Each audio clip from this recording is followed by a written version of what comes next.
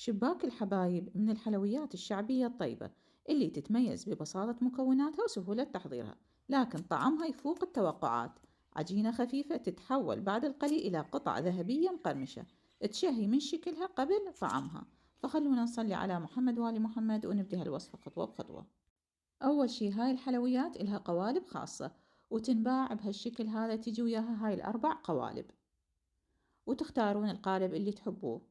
نركبها بهالشكل هذا ويكون هذا القالب جاهز. أولا أبدأ بتحضير الشيرة. عندي كوب ونص من السكر وكوب إلا ربع من المي وعصرة ليمون. أتركهم على حرارة عالية لحين الغليان. بمجرد أن تبدأ الشيرة بالغليان أتركها 10 دقائق على أوطى درجة حرارة، وبعدين أرفعها من الحرارة وأتركها تبرد. هسه أبدأ بتحضير المكونات الجافة. عندي كوب طحين وملعقة طعام من النشا وملعقة كوب لكل من البيكنج باودر والفانيلا. أخلط المكونات الجافة وأتركها على جهة. وهسه أبدأ بتحضير المكونات السائلة. عندي بيضة زائد ملعقة طعام من السكر.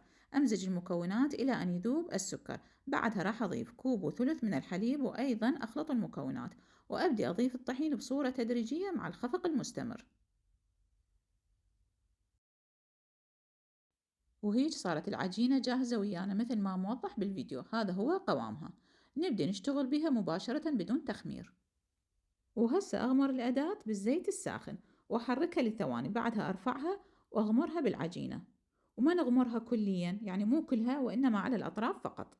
ونرجعها للزيت الساخن ونحركها. هي راح تتفتح وتنشلع من الأداة بكل سهولة. وأستمر. طبعا تحتاج قلب، يعني ما تاخذ ثواني. وأستمر بالقلي. لازم نحركها حتى تنشلع ويانا العجينة من الأداة. ويفضل إذا أكثر من شخص يشتغلون بهاي الحلويات، يعني واحد يطلع وواحد يشتغل، لأنه سريعة جدا بالاستواء. ملاحظة مهمة وتعتبر مشكلة هواي يعانون منها، إنه هاي الأداة بمرور الوقت بعد ما تاخذ العجينة، يعني العجينة ما تلتصق بهاي الأداة حتى لو ننزلها بالزيت الساخن. بهاي المرحلة نبدل هذا الشكل، شكل الوردة، إلى شكل ثاني ونسخنه ونستمر بالعمل. وبالأخير نحصل على شباك الحبايب بلون الذهبي الحلو وشكله المميز مثل الشبكة.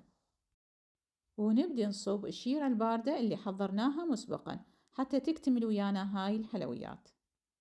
وهسه راح نجرب أمامكم حتى نسمع القرمشة. مقرمشة بطريقة تجنن. حلويات خفيفة بطعم جدا طيب رغم بساطة مكوناتها. شكلها يفتح النفس وطعمها يخلي الكل يرجع ياخذ قطعة ثانية بدون تردد. جربوا هالوصفة وألف صحة وعافية.